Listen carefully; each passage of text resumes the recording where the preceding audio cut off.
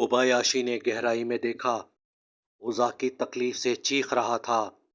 وہ برف پر گرا ہوا تھا۔ اس کی ٹانگ ٹوٹ چکی تھی۔ کوبایاشی کے پاس اب دو راستے تھے، یا تو وہ اپنی جان بچا کر یہاں سے نکل جائے یا دوستی کی لازوال داستان رقم کر دے، اور بالآخر اس نے ایک سخت ترین فیصلہ کر لیا۔ 1972 میں جاپانی کوہ پیما توشیاکی کوبایاشی اور تاکاشی اوزاکی نے 8ویں بلند ترین پہاڑ ماؤنٹ مناسلو جو کہ نیپال میں واقع ہے سر کرنے کا ارادہ کر لیا۔ ماؤنٹ مناسلو جو کہ سطح سمندر سے 26,781 فٹ بلند ہے، کوہ پیماؤں کے لیے بہترین تصور کیا جاتا ہے۔ نارتھ ایسٹ رج روٹ کا انتخاب کیا گیا، جہاں سے پہلے کبھی کوشش نہیں کی گئی تھی۔ یہ دونوں بیس کیمپ پہنچے۔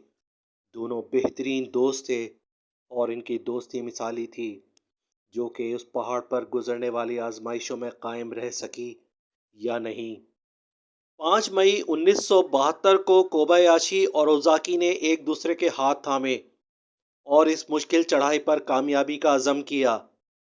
16,400 فٹ سے اوپر کی چڑھائی سانس توڑ دینے والی تھی۔ دونوں نہایت دھیمی رفتار سے سفر جاری رکھ کر آگے بڑھ رہے تھے۔ انہیں معلوم تھا ایک غلط قدم انہیں کن مشکلات سے دوچار کر سکتا ہے۔ وہ رچ کی ایک مشکل ترین چڑھائی پر پہنچے۔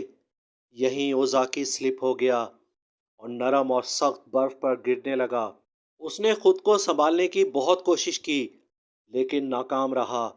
اس کی ٹانگ ایک پتھریلی چٹان سے ٹکرائی اور ٹوٹ گئی۔ وہ شدید تکلیف میں چیخ رہا تھا۔ یہیں کوبایاشی اس کی تکلیف دیکھ کر سخت پریشان ہو گیا۔ اب اس کے پاس دو راستے تھے کہ اس خطرناک جگہ پر اوزاکی کو چھوڑ کر چلا جائے یا پھر جان پر کھیل کر اوزاکی کو ریسکیو کرے۔ ریسکیو کرنے کے دوران خود اس کی جان بھی جا سکتی تھی۔ کوبایاشی نے اوزاکی کو دیکھا اور ایک لمحہ ضائع کیے بغیر مشکل اترائی اترنا شروع کر دیا۔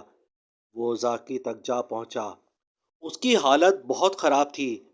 کوبایاشی نے اسے حوصلہ دیا اور اس 23,000 فٹ کی بلندی پر عہد کیا کہ وہ اسے چھوڑ کر نہیں جائے گا۔ کوبایاشی نے ہر طرح کی ذمہ داری کا مظاہرہ کیا۔ اس کو کھانے کو دیتا رہا، برف پگھلا کر پانی پلاتا رہا اور پوری کوشش کرتا رہا کہ ٹھنڈ سے اوزاکی کو بچایا جا سکے۔ ان کے پاس غذا بہت کم تھی اور کمیونیکیشن سسٹم بھی موجود نہیں تھا، اور اب کوئی معجزہ ہی انہیں بچا سکتا تھا۔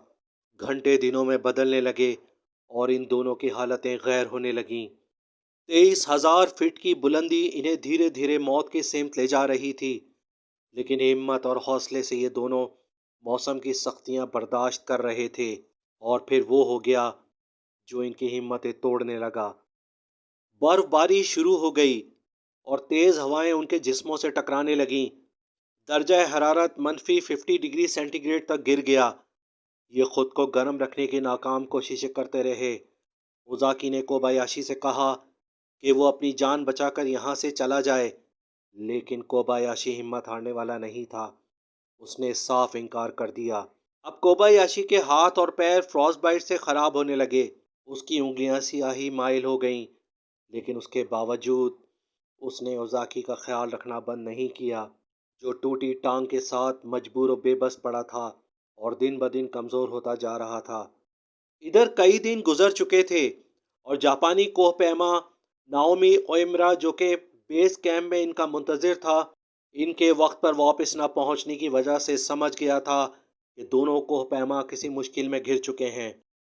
یہ 11 جون 1972 کا دن تھا جب ناؤمی ٹیم کے ساتھ نکلا تاکہ ان دونوں کو کھوج سکے۔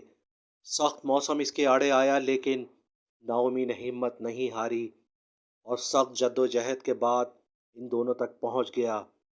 انتہائی مشکل مقام سے ان دونوں کو ریسکیو کر لیا گیا اور کھٹمنڈو کے اسپتال میں یہ دونوں دوست زندگی اور موت کی جنگ لڑتے رہے اور بالآخر زندگی جیت گئی۔